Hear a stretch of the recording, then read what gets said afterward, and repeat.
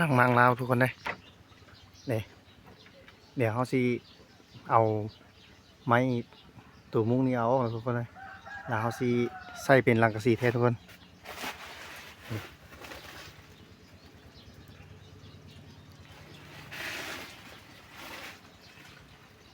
เดี๋ยวนี้เอากำลังขึ้นมาทุกคนเลย ส่วนหลายมันมุ้งตะก้าตะแก้ไปเลยทุกเดี๋ยวนี้เราสิได้เอาออกอยู่ไปทุกคนเลยเขาสิเอาเป็นลังกะสีขึ้นแทนแบบนี้ขาขึ้นกันเลยขึ้นตามทุกไม้ทุกคนนะขึ้นตามโกกไผ่หมอกไผ่ก็มีดอกงาม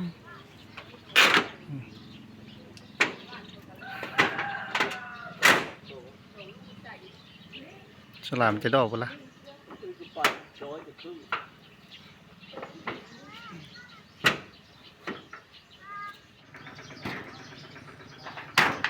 งานเสียงทุกคนเลยสลากาขึ้นมาแล้วม้างไม้นี่ออกไม้มันก็จะดอกแล้วสลายไม้แต่ก้าวปะล่ะ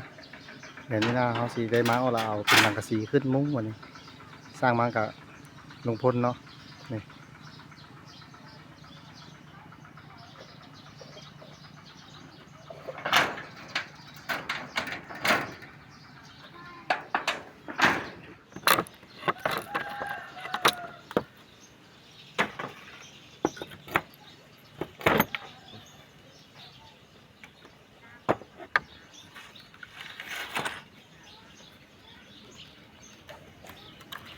เขาก็จะได้แบบ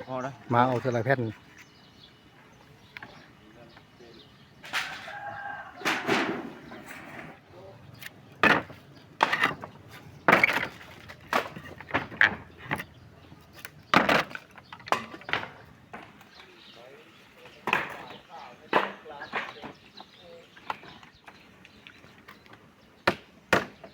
เป็นที่ตามทุกคนหลังเล้าก็สูงเดี๋ยวไปเจอเดินเฮือนพวกนี่เวลาแล้วเขาแบบไม้มันเป็นตาเขาม้างแล้วก็จับโน้นที่รูตัวเลยเอาสีใส่ไม้อยู่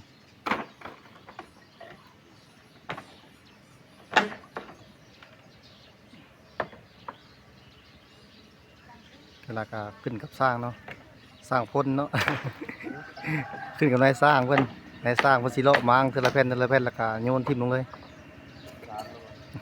สร้างพ้น ส่วนหลายก็หาสร้างเนี้ยทุกคนเลยราคาสร้างกับแพงเนี่ยส่วนหลายแล้วเขาเสียเอาเองเนี่ยแบบงานมันเป็นงานเยอะเนี่ยนะประเภทแบบห้องเงินเทือนแล้วเขายังค่อยจ้างเอาอันนี้ละแบบใช้แบบสร้างจำเป็นเลยทุกคนเลย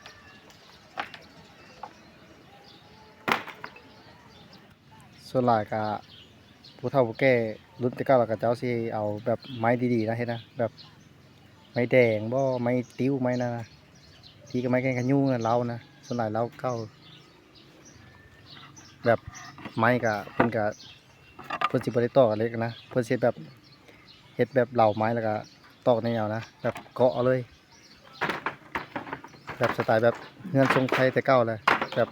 ผู้ไทยเฮ็ดละเขาเช็ดนี่เลยปัญญาเขามากับจับโยนรถนะบริญญาเลยทุกคนเลยแบบบริตอกเล็กเลยแบบว่าเขาเช็ดแบบเหล่าไม้แล้วก็เกาะเอารถนะ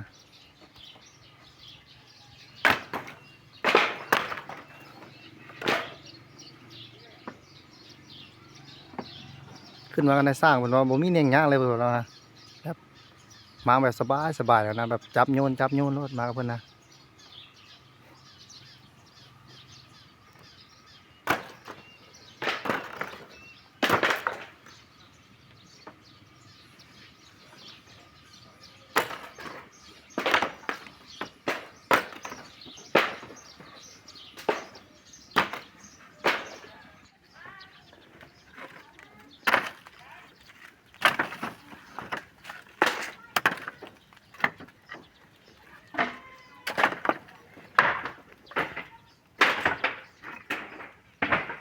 ขึ้นเล้าก็คุ้มทุกคนเลยขึ้นมาแล้วก็มีแบบหมักไฟนะซุกแล้วก็เห็ดไปน้ำแล้วก็ปิดกินไปน้ำเลย น้องไผ่กับเรื่อง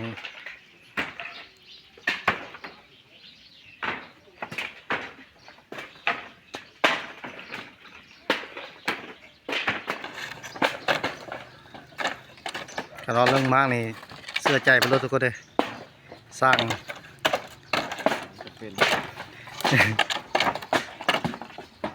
สี่มือเพิ่นนี่ระดับเทพทุกคนเลยจับแบบโยนจับโยนจับโยนจับโยนตัวส่วนใหญ่นะเรื่องคุณภาพนี่บอกเลยว่าชัดเจนแล้วแหละ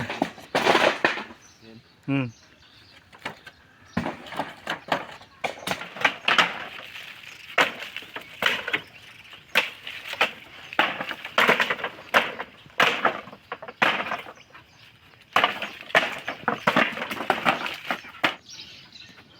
หลังจากเขาเอาเปลี่ยนลงบนราคาสีได้ประมาณที่ทุกคน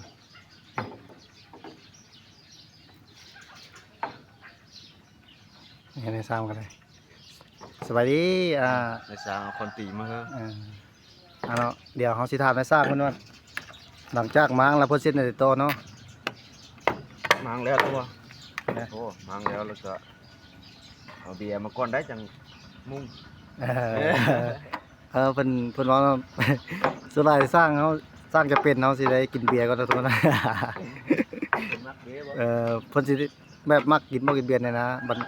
กินบ่กินเบียร์แล้วยังค่อยมุ่งเพิ่นเนาะนะ แล้วเวลากะเดี๋ยวเขาสิเลาะแปลงแบบพวกคอพวกคางแบบตุ่มมันทางมันเพนะตัวนี้มันบ่ดีแล้วเขาก็เปลี่ยนใหม่ทุกคนถอนลอกถอนเล็กที่ว่าแบบมันยังเหลือสีขึ้นมาแบบนี้แล้วเขาสิได้ถอนออกเบิดแล้วก็เขาเลาะแปลงแล้วเวลากะเขาสิได้เอาหลังกะสีขึ้นมามุงทุกคนเลยส่วนหลายไม้ก็ยังแน่นอยู่เด้เพราะว่ามันอันนั้นเนี่ยคนเก่าคนแก่เฮ็ดทุกคนเลย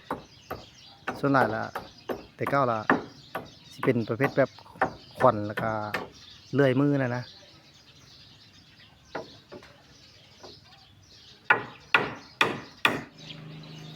ไม้เท้าที่ลงมากะ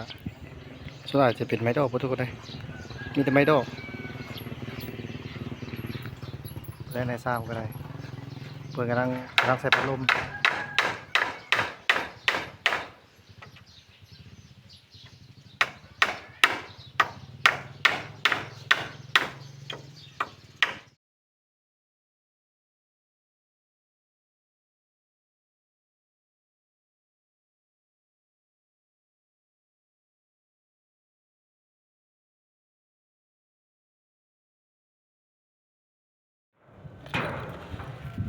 ตอนนี้ก็จะเป็นขั้นตอนนี้ก็ต้นกระปูทุกคน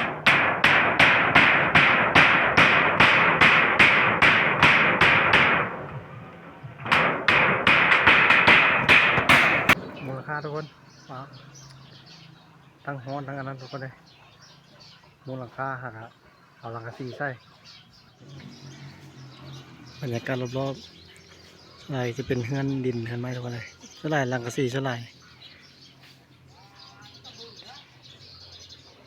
จากสูงจากต่ำทุกคนสูงซ้ำเฮือนละเฮือนกับ4 เมตรหลังคาเนี่ยกับ4 เมตรสูงซ้ำไปเลย150ทุกคน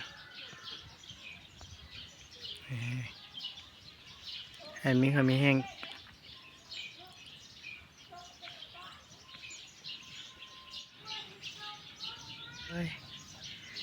ปิทยานงานเสียงเนี่ยเดี๋ยวลงไปกับมวยตั้มส่วนใหญ่จะเป็นไม้เศษวัดนะไม้เศษที่เขาอันนั้นเสานี่นะคนทิมเขาจะได้มาร์กที่วัดไม้เศษนะ